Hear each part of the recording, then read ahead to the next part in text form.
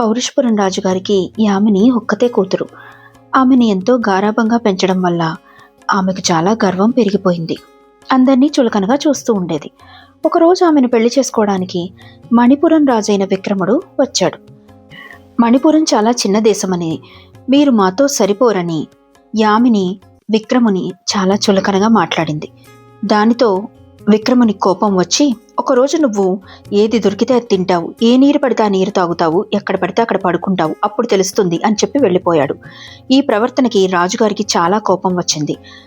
యామిని గర్వానికి ఆమెను ఎంతగానో తిట్టి ఆమెకు దేశ బహిష్కరణ శిక్ష విధించాడు.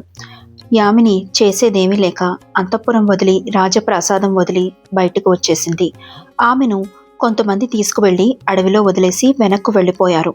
యామిని ఒంటరిగా ఏం చేయాలో తెలియక దిక్కుతోచక ఏడుస్తున్నప్పుడు ఒక ముసలివాడు ఆమె దగ్గరకు వచ్చి, నీవెవరు అని అడిగాడు.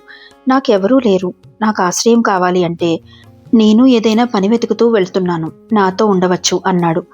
ఆ ముసలివాడు యామినితో పాటుగానే ప్రయాణం చేశాడు. యామిని కాలినడకన నడవలసి వచ్చింది.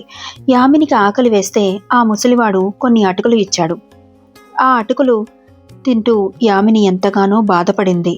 కానీ ఆ ముసలివాడు ఆకలి రుచి ఎరగదు, తిను అన్నాడు. యామినికి దాహం వేస్తే ఆ ముసలివాడు దగ్గరలో ఉన్న కొలంలో నీళ్లు తాగమని చెప్పాడు.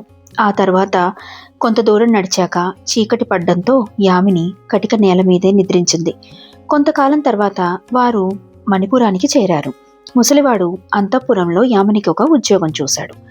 అది అంతఃపురంలో దాసీ పని. యామిని వంట చేయడం, పాత్రలు కడగడం వంటి పనులన్నీ చేస్తూ ఉండేది. రోజంతా ఆమెకు ఒక్కటే పని. ముసలివాడికి పని దొరకకపోవడంతో తాను అన్నం తినడం లేదని యామినితో చెప్పాడు. యామిని ఆ ముసలివాడికి అన్నం యజమానులకు తెలియకుండా దొంగతనంగా తీసుకువెళ్తుంటే వాళ్లకు పట్టుబడి వాళ్ళతో తిట్లు తింది. తీరా ఇంటికి వస్తే ముసలివాడు తనకి పని దొరికిందని, ఆహారం దొరికిందని చెప్పాడు. యామిని కష్టం వృధా అయింది. యామిని పట్టు చీరల మీద నగిశీలు కుడుతూ ఉండేది. ఆమెకు అదే పని అప్పగించారు. యువరాజుకు కాబోయే భార్య యొక్క పట్టు చీరలకు నగిశీలన్నీ ఆమె చేతనే కుట్టించారు.